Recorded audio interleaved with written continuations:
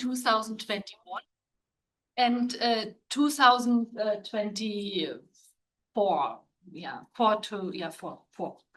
And it's about scaling up community-based physical activity promotion, and especially from a different research paradigm, which I think it's more common. There's a so-called research mode 1, and this one here is a so-called research mode 2, the transdisciplinary research mode. And this brings new opportunities, but also different challenges. Why do we talk about scaling up? We have a lot of evidence about physical activity, and I think maybe it's one of the best interventions in the world, and there's the most evidence that it's effectful and effective for health promotion. But we have invested a lot of resources over the last decade to develop evidence-based interventions, but we struggle to use those new knowledge and to spread and to scale up successfully tested interventions. And we have also a problem with resources in public health, especially in prevention and health promotion. And to use the resources more wisely, in a way, it would be very helpful to bring all the evidence that we have into the world. Yes, this is our standing, because there are a lot of different terms: scale up, dissemination, implementation, de-implementation, and so on. This is our definition of scale up or scaling up, and you can see the definition on the left side. It's based on the WHO ExpandNet, and you see on the right side the main components of the definition. And it's about it's nothing that happens suddenly. It's something that is strategically planned. It's about health it should be successfully tested so that we have evidence, and is causal evidence, scientific based, but also in the real world. And the innovation should be an intervention or implementation management. And it's about not only to bring one intervention to more people, but also to do this in a meaningful way that is on a lasting base, so sustainability, and also not to increase health inequities. This is something very special, and this is what we call sustainable structural change. And this is our understanding of scaling up. The institute where I worked before, at the Friedrich-Alexander University in Erlangen, had a history of different projects in this area. And the first one was 2016, where for the first time in Germany, where national recommendations developed. So there are a lot of, I think a lot of countries now have, I think almost all countries do have certain type of recommendation or use the WHO recommendation. And we have developed the national recommendations for Germany. So we have collected all the evidence, and this in a specific German context. And then there was one part about the population-based physical activity promotion, which said that community-based programs are effective, but should be implemented and tested within the community or municipality. And this was the approach of Combine, where we tried to develop a framework for the implementation of community-based physical activity promotion, together with actors from across Germany. And then we developed this program or this framework, and then we tested it in 6 communities. And when we finished the project, a question came up from the communities, because we saw, based on 6 model communities or pilot communities, that some municipalities, they were able to make faster progress in the implementation, while other municipalities needed more support and took more time for change.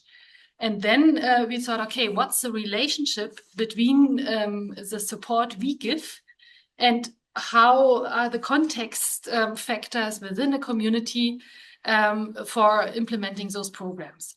And this was a base for the third project, the VERBUND project I'm going to talk about today. Yeah, the aims of VERBUND were to design and test a scale-up and implementation approach for community-based physical activity promotion, then to assess the optimal balance between used resources and the benefits or effects of community-based physical activity promotion, and also to advance the knowledge on the scale up and sustainable implementation of structural health promotion in Germany. VERBUND consisted of 3 phases. The first phase was to develop this approach. The second phase then was to test and evaluate the approach, and the third phase then was to create materials for scale up and transfer. And now a little excursus to the transdisciplinary research mode. It's a very, very simple picture of what it means to have a transdisciplinary perspective. And you can see on the left side, often we have a complex problem, and this complex problem is it's relevant for the society. And there's a discourse, and this discourse is often done outside of the academic world. And on the other hand, the same complex problem is often discussed within science, and it also brings knowledge, and the results are relevant for the scientific system, but there's no relation to or less relation to the society. And the idea of the transdisciplinary research paradigm is to bring both discourses together. And therefore, the characteristics are that you have an inter and transdisciplinary approach. You have different perspectives from different actors, and it's a combination and co-working from academia and society, and it's very participatory. The knowledge that is created is very context dependent, so we don't create knowledge where we thrive for generalizability, but we want knowledge and understand what knowledge can be transferred to other contexts. But we understand knowledge is context dependent. It's user oriented and it's co-produced. And for me, very exciting, but also sometimes very challenging, is the different role we as researchers have in those programs. So we are not neutral, we are not objective, we don't look especially for causal relationships. We are much into the project. We are there. We are subjective. We need a high self-reflexivity. And we are not only controlled by peers, but also by those who have to use the knowledge then in the real world. Yeah, back to the VERBUND project, the first phase. The aim of the first phase was to develop the resource-optimized approach with a focus on sustainability, on accessibility, and also taking into account the idea of structural development. And we did 2 workshops, or realized 2 workshops. The first one was with actors from the municipality, and we asked the question, which support do you need in order to implement a community-based physical activity promotion approach? And what do you think can you accomplish by yourself? And we had 163 participants and got a lot of knowledge about this. And then we asked actors from the federal and national level, from the country level, about facilitators and barriers in scaling up community-based physical activity promotion. And we have published those results, so you can read in very detail what we found out there. And we also did a review about frameworks for scaling up and for health promotion, but also specifically for physical activity promotion, identified 10 important key factors, which are very intuitively, I would say. So, for example, we need to monitor and assess at the beginning what's going on there. Then we need to build collaborations, political commitment, and strategic approach, and so on. And there was no timely order. So we combined all the knowledge and then had discussions also with within the team. What can we learn from that for the scaling up concept? And where do we have a possibility to reduce resources that we invest? And so the resource optimization of our approach was especially based on our support for the communities from the outside. What communities did or municipalities did was not, there was no resource optimization in that sense, but what we as external organization, how could we support this? And we found some services that we can do. For example, we can hand over municipalities a manual with additional materials. We can also give scientific support and consultancy. We can increase opportunities for networking, and we can also give training courses and workshops. And so we will write the invested resources based on 3 groups. We had an on-site group, then a hybrid group, and a remote group. And the on-site and all groups received all those services which you can see here. So the manual kickoff workshops, the first consultation in presence or on-site, and one GERFIX per month. And then the on-site group received individual consultation regarding the needs assessment and also regarding the evaluation of the project or the program. And we visited the municipality for 4 meetings. The hybrid support group, they received a workshop assessment and a workshop for evaluation, and 2 meetings were guided in presence and where we visited the municipality. And the remote group also received a workshop on participation.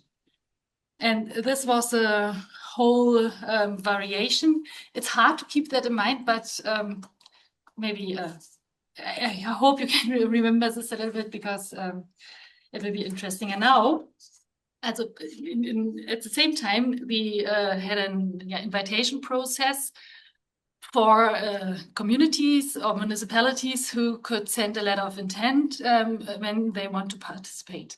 And here you can see our community or municipalities, and we created a sample matrix based on type of municipality, geographical location, deprivation, and also a letter of intent and a short questionnaire about readiness.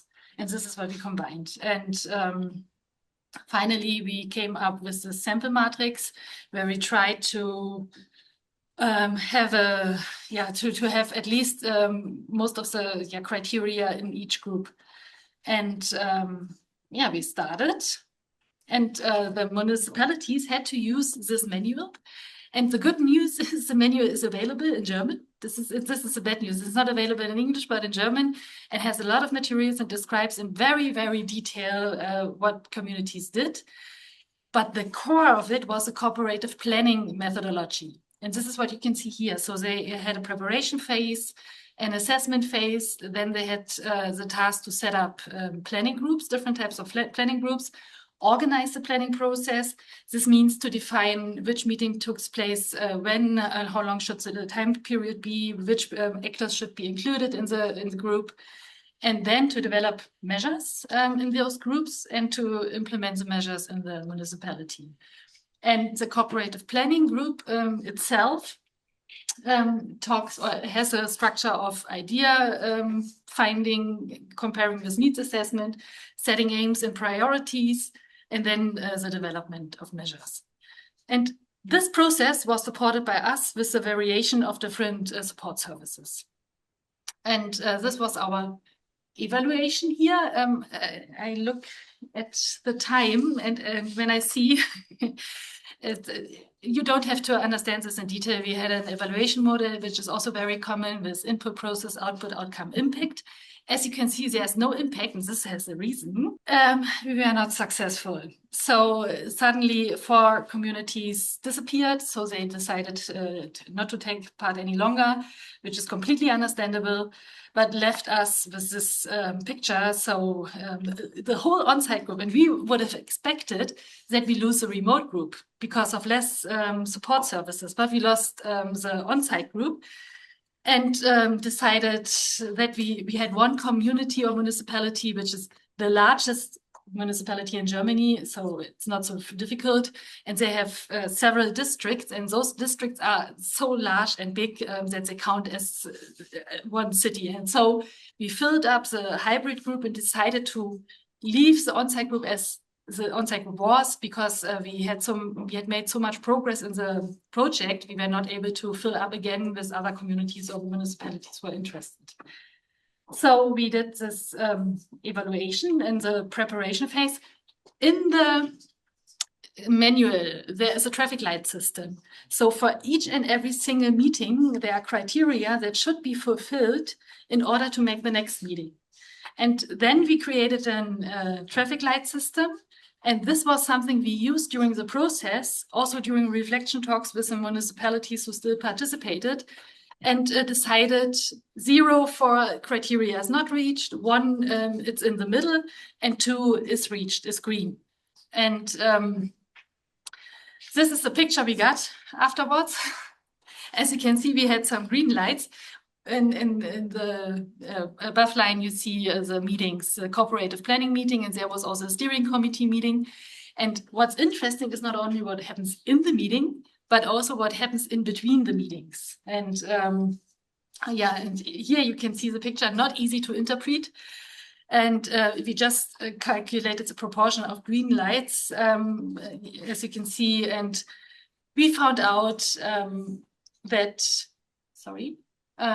yeah, there was on the on-site group, because of the high dropout, we cannot draw any conclusions about the whole group, but based on one community or municipality.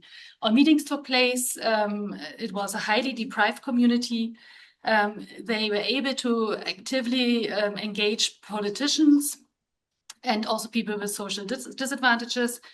And the proportion of green lights was at a medium or high level during the whole process, only with few expectations. And then we had the hybrid group. All planned meetings took place in 4 of 5 municipalities. They also were able to engage political stakeholders, but often these were single interested political actors, not from different political parties. This would have been better. And they reached in 2 municipalities people with social disadvantages, in the other 2 communities not, or 3. And what we saw in the hybrid support group was the more green lights we saw in the process evaluation, the more they also had implemented the measures. They developed more measures, and they more often implemented those measures. And in the remote group, there we had a lot of struggle. 2 of 4 municipalities did not finalize the process. The other 2 finalized the process, but it was clear that they will not continue anything. They were able to involve people with social disadvantages and also political stakeholders, but also in a more individual engaged politicians. The proportion of green lights was very heterogeneous. In 2 municipalities, the process was really delayed. And in the other one, they had more struggle because they were the highly deprived and very not so ready communities. Action plans. This was our output evaluation. The communities, when they developed the measures, they had to fulfill those motivatively looking documents. So I mean, it's very simple and not very. It's not very motivating for communities or municipalities to fill out those documents, but we forced them again and again and again, and they documented everything, and we then evaluated what they did. We had 4 different types of interventions. For example, infrastructure, something like putting benches in a park, or signs, or even creating new offers that were not available before. Healthy public policy, for example, traffic systems which promote physical activity skills, that they address programs more for people for specific target groups, for example, or community action where they involve participants and citizens in the creation or development of measures. And as you can see, most interventions were developed in the infrastructure. And this is mainly based on creating new offers. And some also created healthy public policy. Some also did community action and or specifically addressed physical skills. And also you see some measures were not implemented. And finally, we did focus group interviews and also reflection talks with communities or municipalities about how they liked or didn't like the support measures, support services. And this is based on 10 focus group interviews with qualitative content analysis. And just to give you an idea, what they mentioned as outcome of the whole process. And they said, okay, we were able to increase participation of certain actor groups. We were able to improve intersectoral cooperation, political support. We were also able to find resources, for example, to finance a new job position for someone who's then responsible for coordinating physical activity programs. And also they were able to increase the quality of what they already did. But we also saw when we looked at the different 3 groups, that the on-site municipality had less difficulty in implementing. The hybrid group, with one exception, higher deprivation was not associated with lower implementation, something we found interesting. But the two highly deprived municipalities, there the process and outcome the results was, the quality was lower. And in the remote group, the communities had more difficulties in implementing, and especially when they were deprived and not so ready. This is something I guess I have time. Enough time? Enough time. Okay. Oh. Yeah, we also talked with the communities about, or with the municipalities about how they liked our support service. And they said that the cooperative planning approach was a very clear, strategically structured approach, very helpful, but also challenges, especially in involving youth. So people who are younger, they need other formats maybe because it was not easy for them. Because imagine you sit in front of the mayor of a city as a young people, young men or women, and you should talk with those people and then be part of the decision-making process. Although it's very cool, it takes a lot of time to prepare young adults and also to show them in a meaningful, shorter period of time that what they do has any effect and takes not so long until something is seen. And then the Combino manual, they said also is very good and helpful tool, helpful materials, especially the traffic light system. And this is something the municipalities liked, and they also use it after, still use it after we finished the project. But there was also a desire for more flexibility. They said it's very important that you are on site, especially in the beginning, to get the political stakeholders on board. So for agenda setting.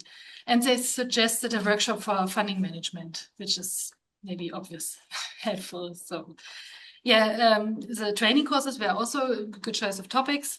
Yeah, more personal exchange, online format is difficult sometimes to follow. And yes, the scientific support, it's good for agenda setting. And yeah, they said it would be good if we could get a permanent finance and resources for individual support services at municipalities. It's often difficult for municipalities to do this by their own. And networking and exchange, some said it's very helpful and others said it's not so helpful for my own work in the municipality. So it would be good to have guidelines on how to do those networking events.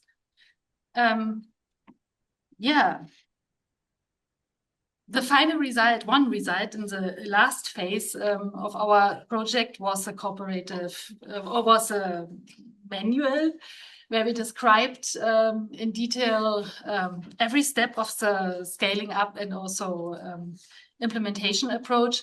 And this was something where we thought about, okay, those people who are or could be theoretically in Germany responsible for scaling up existing interventions, they often don't have time. And it's not useful for them to have a large manual. So we try to keep it very simple, very short, and with additional material, which you can select based on your specific situation. And this is openly available, obviously only in German.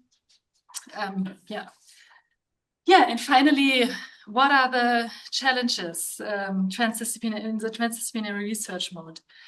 It's not easy and takes a lot of time, and this should be, I think it should be integrated when funding programs are offered, that we have enough time to reach to people that we can include them in the process. And especially for politicians, it's not easy, and especially now. So imagine you have to do something like this now in East Germany, where the political climate has changed dramatically, and it takes more time. And the proportion or the promotion of physical activity in Germany is voluntary. So there's no legal base. which is a big challenge for municipalities to invest resources. And we have changing legislative periods. So often politicians want to be seen. And as we were able to show, there are also changes sometimes in the funding conditions and in the legal framework conditions.